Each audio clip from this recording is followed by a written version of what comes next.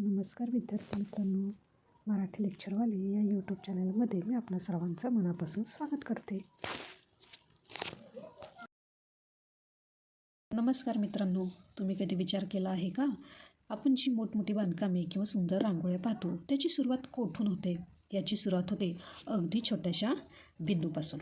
आज आपण भूमितीचा पाया भक्कम करणार आहोत. तर चला विद्यार्थी मित्र सुरू करूया. आजचा पहिला धडा भूमितीतील मूलभूत संबोध. बघा विद्यार्थी मित्रांनो, की चित्रामध्ये काय दिसतंय रे, की जी काही महिला आहे किंवा जी काही स्त्री आहे ती काय करते रे, काहीतरी इथे तिनं ड्रॉ केलेलं आहे, म्हणजे काहीतरी ती काढत आहे. पण नक्की काय काढते? तर हे छोटे छोटे काय दिसतात ते आपल्याला बिंदू दिसतात ते किंवा डॉट दिसतात ते. बघा विद्यार्थी मित्रांनो, पहिला जो पॉईंट आहे तो काय आहे रे? बिंदू.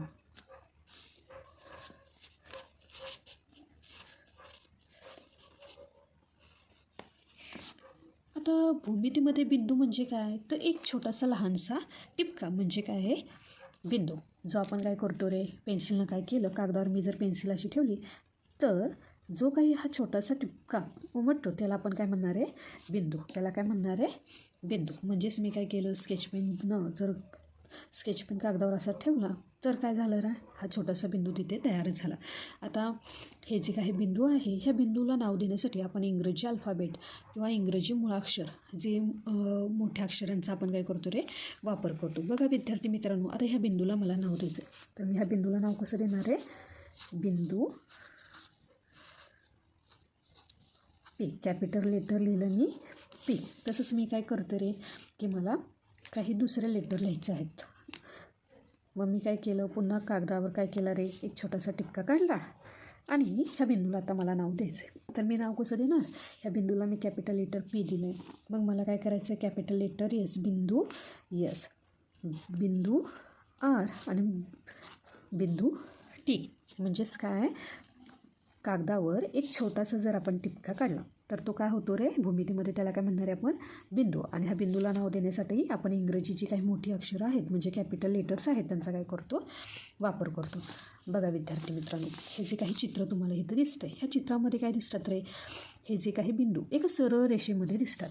तर विद्यार्थी मित्रांनो, 3 किंवा 3पेक्षा काय सांगितले? 1 2 3 3 किंवा 3पेक्षा अनेक बिंदू एका सरळ रेषेमध्ये असतील तर त्याला आपण काय म्हणायचे?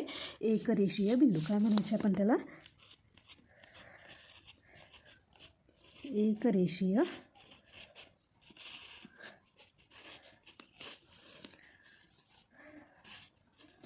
एकरेषीय बिंदू कुणाला म्हणायचे? की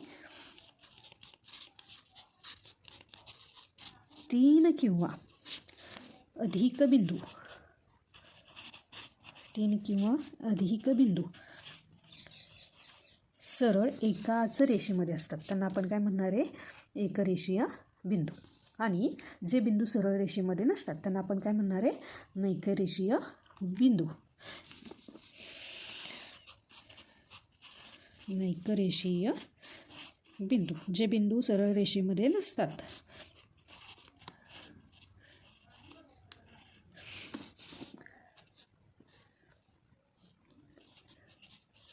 सरळ रेषेत नसणारे जे काही बिंदू आहेत त्यांना आपण काय म्हणणार आहे?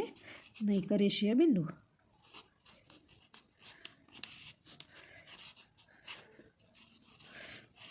लक्षात आलं का तुम्हाला? आता बघा रे विद्यार्थी मित्रांनो, बिंदू हा घटक तुम्हाला जर समजला असेल तर तुम्हाला रेषाखंड आणि रेषा हा घटक लगेच समजून येईल. आता बघा, जेव्हा काय केलेत, मी इथं 2 बिंदू घेतलेत. मी काय घेतले तर इथं 2 बिंदू घेतलेले आहेत. आता हे जे 2 बिंदू आहेत हे काय केले रे, मी एका पट्टीनं काय केले रे, जोडले. एका पट्टीनं काय केले, मी हे जोडले. तर हा काय झाला रे? रेषाखंड. हा काय झाला? रेषाखंड. तर विद्यार्थी मित्रांनो, पुढचा जो काही घटक आहे तो काय आहे? प्रतल. तर गणितामध्ये एका सपाट पृष्ठभागाला प्रतल म्हणतात. आता सपाट पृष्ठभाग म्हणजे काय, की पुढे उदाहरणामध्ये तुम्हाला दिसतोय हा जो काही फळ आहे, जो फळाचा जो काही वरचा भाग आहे तो कसा आहे रे, सपाट आहे. जो सपाट भाग आहे त्याला आपण काय म्हणणार आहे, प्रतल. किंवा हा जो काही टेबल तुम्हाला दिसतोय, जो टेबलाचा जो वरचा भाग आहे तो कसा असतो रे, सपाट. म्हणजे जो काही सपाट पृष्ठभाग आहे त्याला आपण काय म्हणणार आहे, प्रतल. जो काही सपाट पृष्ठभाग आहे त्याला आपण काय म्हणणार आहे, प्रतल. आता बघा, हे जे काही प्रतल आहेत हे चारही दिशेनं अमर्याद असतात. म्हणजे काय असतात रे, की ते चारही दिशेने वाढवता येतात. म्हणजे हा जो काही फळा आहे तो चारही दिशेने, म्हणजे ही रेषा असेल किंवा ही रेषा असेल, ही रेषा असेल किंवा ही रेषा असेल, हे चारही दिशेनं काय असतात रे, अमर्याद असतात. लक्षात आलं का? म्हणजे ते ह्या दिशेने मी वाढवू शकते, ह्या दिशेने वाढवू शकते, ह्या दिशेने वाढवू शकते, ह्या दिशेने सुद्धा वाढवू शकते. लक्षात आलं का विद्यार्थी मित्रांनो तुम्हाला? प्रतल म्हणजे काय, सपाट पृष्ठभाग. पुढचा घटक कोणता आहे, समांतर आणि छेदणाऱ्या रेषा. आत्ताच आपण काय शिकलो, प्रतल. प्रतल म्हणजे काय, सपाट पृष्ठभाग. आता त्या समांतर रेषा म्हणजे काय, जो काही सपाट पृष्ठभाग आहे म्हणजेच एकाच प्रतलात असणाऱ्या पण एकमेकांना कधीही न छेदणाऱ्या रेषांना काय म्हणतात, समांतर रेषा. म्हणजे काय करूया, हे जे काही मी पान आहे हे पान काय करते मी, हे प्रतल म्हणून समजते. हे प्रतलच आहे. लक्षात आलं का विद्यार्थी मित्रांनो? तर ह्या प्रतलामध्ये दोन काय केल्या मी, रेषा काढल्या. काय केल्या मी, दोन रेषा काढल्या. ज्या कशा आहेत रे, एकमेकांना समान अंतरावर आहेत. काय आहेत त्या, एकमेकींना समान अंतरावर आहेत. आणि मी जरी त्यांना असं पुढे वाढवलं, मी काय केलं, त्यांना असं पुढं वाढवलं तर त्या पुढे जाऊन एकमेकींना छेदत नाहीत. किंवा जरी मी त्यांना मागे वाढवलं तरीसुद्धा त्या पुढे जाऊन एकमेकींना छेदत नाही. अशा रेषांना काय म्हणायचं आहे, समांतर रेषा. ह्या ज्या काही रेषा आहेत एकाच प्रतलात असणाऱ्या आणि एकमेकीस न छेदणाऱ्या रेषांना काय म्हणायचं आहे, समांतर रेषा.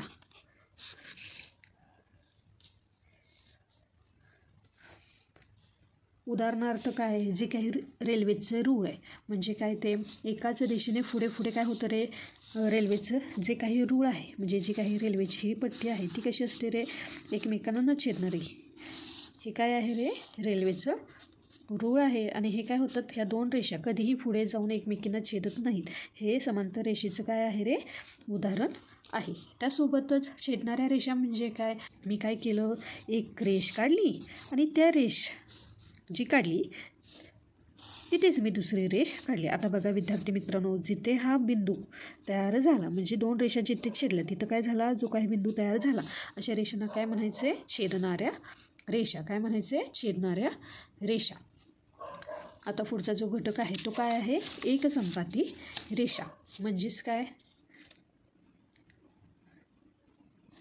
जेव्हा दोनपेक्षा जास्त रेषा एकाच बिंदूतून जातात तेव्हा त्यांना एकसंपाती रेषा म्हणतात. काय म्हणायचे, दोनपेक्षा जास्त रेषा काय होतात रे, एकाच बिंदूतून जातात. म्हणजे काय घेतला मी, इथे एक हा बिंदू घेतला तर ह्या बिंदूतून काय केलं रे मी, ही एक रेष काढली. काय केली, ह्या बिंदूतून जाणारी ही पहिली रेष काढली. त्यासोबतच मी काय केलं, ही दुसरी रेष काढली. त्यासोबतच काय केलं, ही तिसरी रेष मी काढली. तर बघा विद्यार्थी मित्रांनो, दोनपेक्षा अधिक रेषा ह्या एकाच बिंदूतून जातात त्यांना काय म्हणायचे रे, एकसंपाती रेषा. आणि हा जो काही बिंदू आहे ह्या बिंदूला काय म्हणायचं आहे, संपात बिंदू. काय म्हणायचं आहे, संपात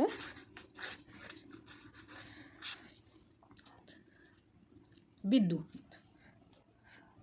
लक्षात आलं का विद्यार्थी मित्रांनो? काय केलं, पहिल्यांदा आपण काय पाहिलं, बिंदू म्हणजे काय, पेन्सिलने कागदावर काढलेला एक छोटासा टिपका, ह्याला काय म्हणणार आहे आपण, बिंदू. त्यानंतरनं काय पाहिलं आपण, रेषाखंड. रेषाखंड म्हणजे काय, दोन बिंदू काढले आणि जर मी ते पट्टीनं जोडले तर त्याला आपण काय म्हणणार आहे, रेषाखंड. हाच रेषाखंड मी काय केला, दोन्ही बाजूनी वाढवला तर काय होणार आहे, रेषा. काय होणार आहे, ती रेषा. त्यानंतरनं किरण म्हणजे काय, एका बिंदूमधून निघणारी जी काही रेषा आहे ती फक्त एकाच दिशेने पुढे जात राहते, तिला आपण काय म्हणणार आहे, किरण. त्यानंतर आपण पाहिलं प्रतल. प्रतल म्हणजे काय, सपाट पृष्ठभाग.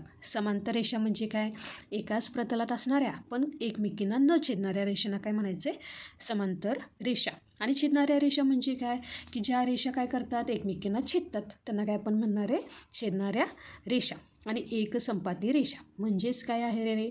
एकसंपाती रेषा म्हणजे काय की जेव्हा दोनपेक्षा जास्त रेषा काय होतात एकाच बिंदूतून जातात तेव्हा त्याला काय म्हणायचं आपण? एकसंपाती रेषा. आणि त्या बिंदूला काय म्हणायचं आहे? संपात बिंदू. तर विद्यार्थी मित्रांनो, हे आज आपण काय केलं? बिंदू, रेषा, किरण, प्रतल, समांतर रेषा याविषयी आपण माहिती घेतली. हा काय आहे? आपला भूमितीचा पाया आहे जो तुम्हाला पुढे खूप उपयोगाला येईल. तर विद्यार्थी मित्रांनो, व्हिडिओ आवडला असेल तर लाईक करा आणि तुमच्या मित्रांसोबत शेअर करा. भेटूया पुढच्या व्हिडिओत. तोपर्यंत धन्यवाद.